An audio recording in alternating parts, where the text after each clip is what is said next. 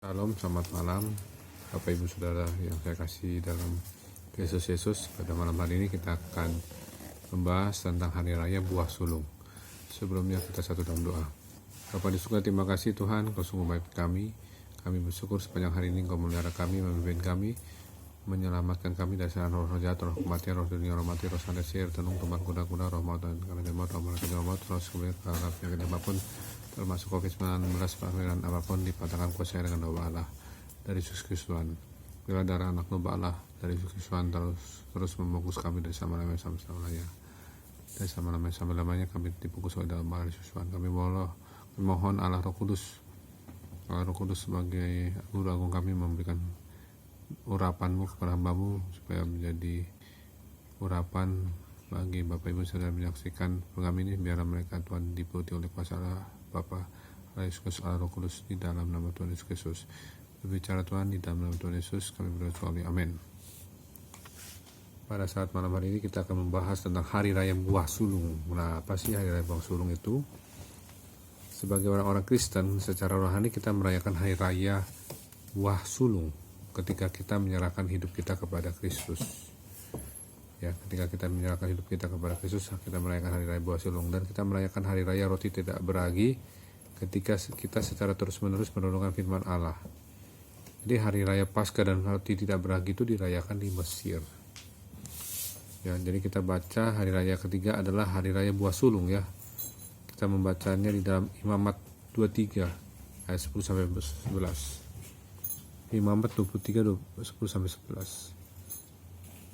Berbicaralah kepada orang Israel dan katakan kepada mereka, apabila kamu sampai ke negeri yang akan kuberikan kepadamu dan kamu menuai hasilnya, maka kamu harus membawa seberkas hasil pertama dari penuaianmu kepada imam. Dan imam itu haruslah menunjukkan berkas itu di hadapan Tuhan supaya Tuhan berkenan untuk kamu. Imam harus menunjukkannya pada hari sesudah Sabat itu. Jadi saya ulangi Imamat 23 ayat 10 sampai 11. Berbicaralah kepada orang Israel dan katakan kepada mereka, apabila kamu sampai ke negeri yang akan kuberikan kepadamu dan kamu menuai hasilnya, maka kamu harus membawa seberkas hasil pertama dari penuaianmu kepada imam. Dan imam itu haruslah menunjukkan berkas itu di hadapan Tuhan supaya Tuhan berkenan akan kamu.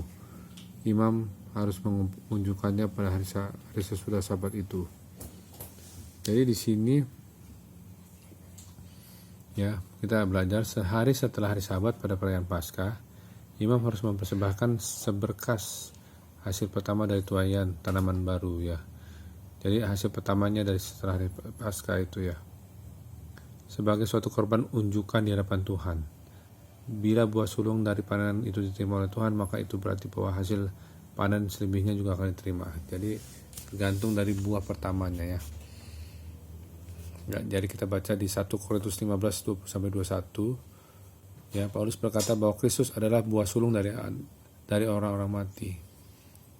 Ya, baca 1 Korintus 15 20 dan 21. Tapi yang benar ialah bahwa Kristus telah dibangkitkan dari antara orang mati sebagai yang sulung dari orang-orang yang telah meninggal. Sebab sama seperti maut datang karena satu orang manusia, demikian juga kebangkitan orang mati datang karena satu orang manusia. Karena itu dalam pengertian ini, Hari Raya Buah Sulung melambangkan hidup kebangkitan. Ya, setelah kita menyerahkan hidup kepada Kristus, kita juga mengalami hidup kebangkitan. Ya, jadi hidup kebangkitan itu menyangkut buah sulung.